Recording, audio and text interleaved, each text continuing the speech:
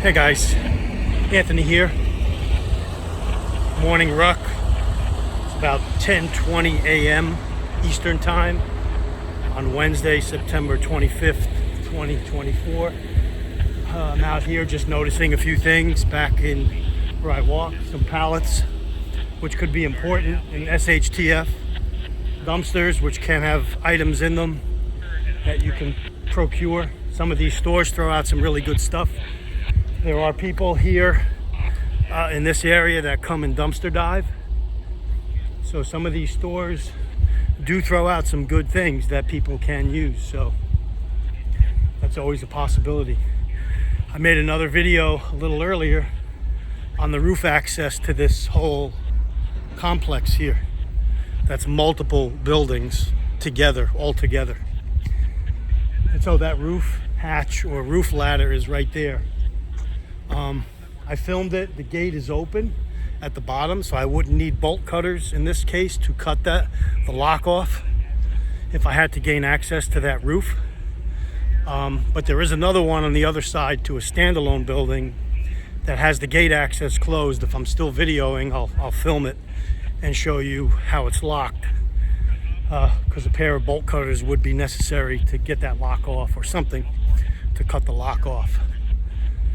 And so why would I want to gain access to the rooftop here? Well, in the event something did happen and I needed a vantage point, because these buildings look over the main road in the front, I could post some people up there and have them be lookouts, give them a radio or some type of signaling system, and also some wagons there, a whole bunch of them that you could procure or borrow in the SHTF.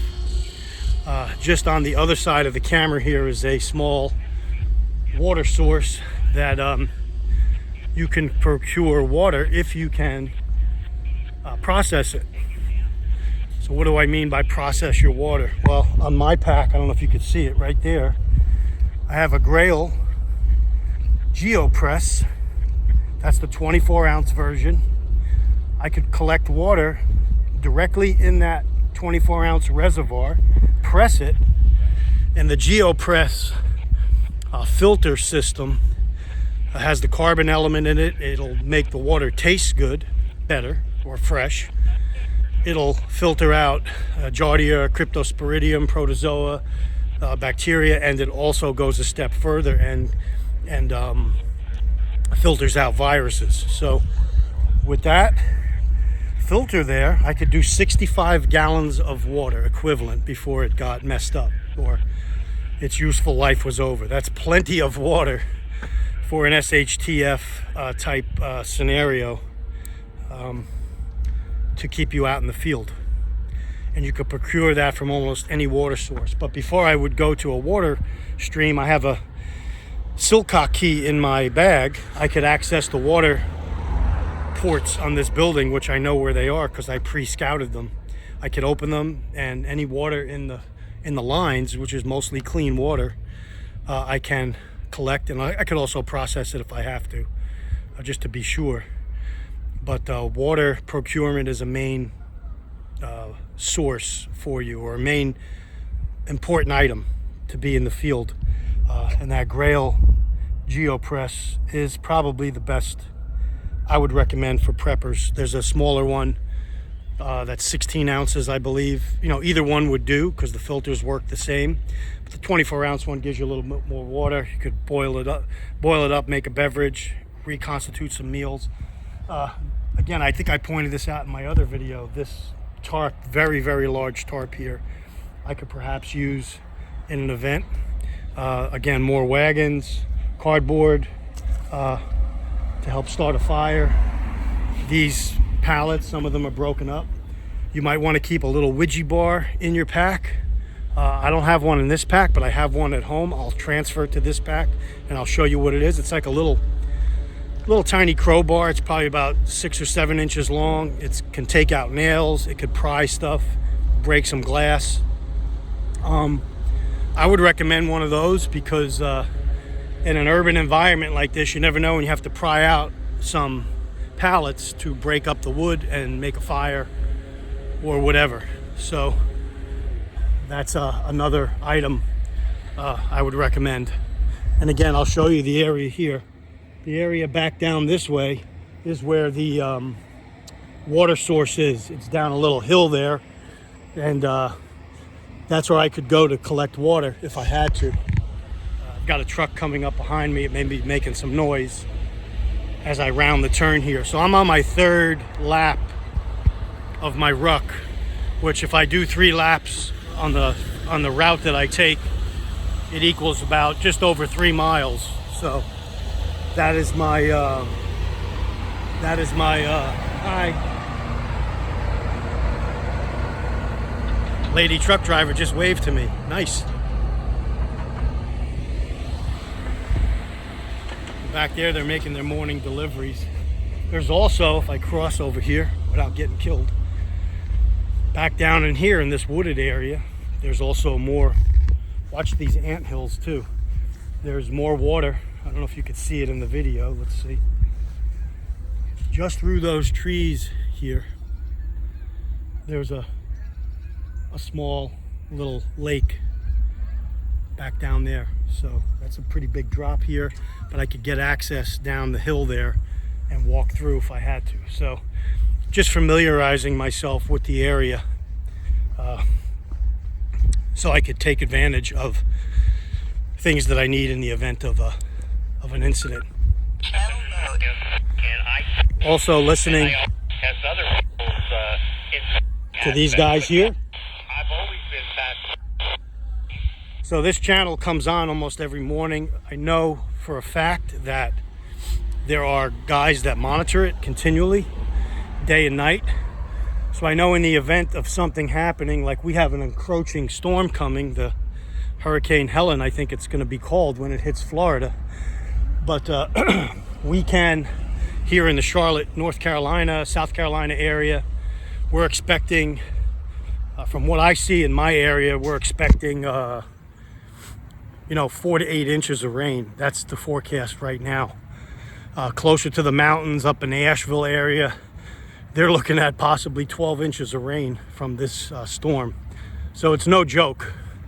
So that's another thing. Starting tomorrow, I'll be bringing stuff in, making sure my house is, there's nothing out there that could blow around, and I'll probably make another video just going over some quick hurricane prep stuff, things to do.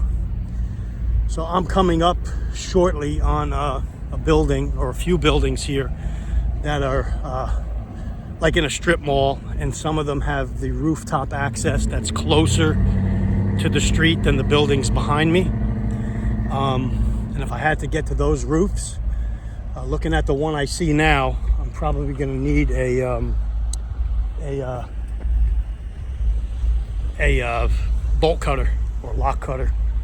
I'm going to walk up to it now and see if I can see something. People look at you strange when you're out rucking. My goal is to have 5 or 10 guys with me soon. Be a nice little morning ruck with some other guys or gals, whoever. So I'm going to walk up to this one here. It's at a local Panera Bread. And this store is right on the corner, and it overlooks the main road. And so looking at the gate, I could probably climb over that if I have to, but it just has a regular lock on it. And right here, combination lock. So I can cut that and then gain access to that roof fairly easily without using a ladder.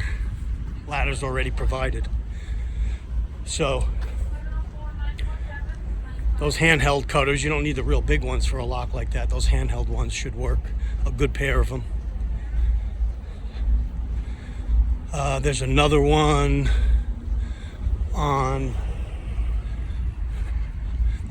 coming up on this dental clinic that is in the area, and it's a standalone building, fully standalone. It would make a good vantage point for to gain roof access. Another one, again, I think it's locked, or at least the gate is shut. That kind of deters you from grabbing onto the rungs. So we'll go see if that one is locked as well. I think it is. Let's see.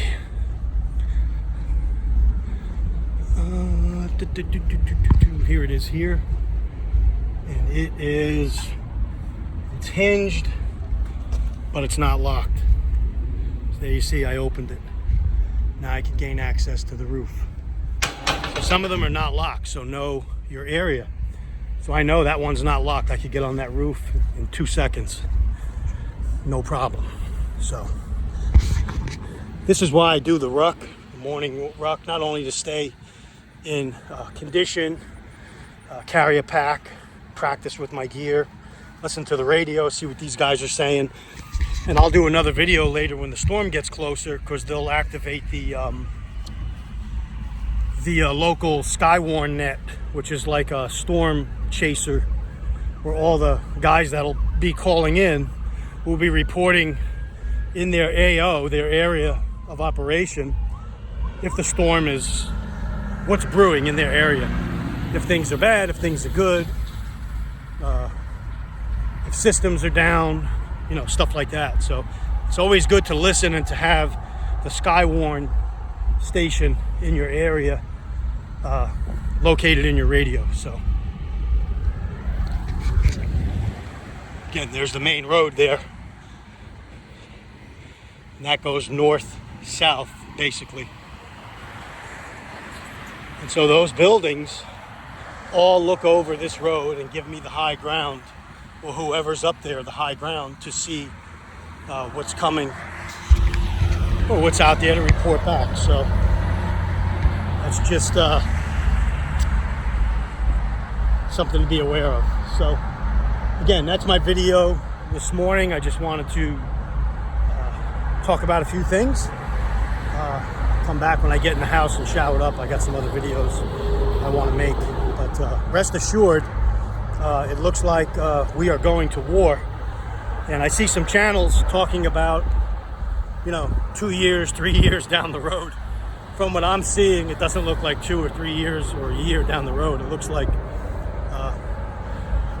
war could spring out any day now and get us involved. So I wouldn't be surprised if there was something that happens before the election, or during, or after, or into the early new year.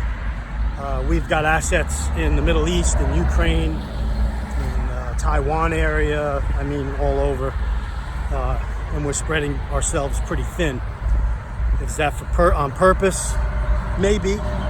Maybe it's a ruse, but it's a really expensive ruse to send all those assets overseas and leaving ourselves unguarded. And maybe that's part of the plan. Who knows? But it could be. Just me thinking out loud. What say you?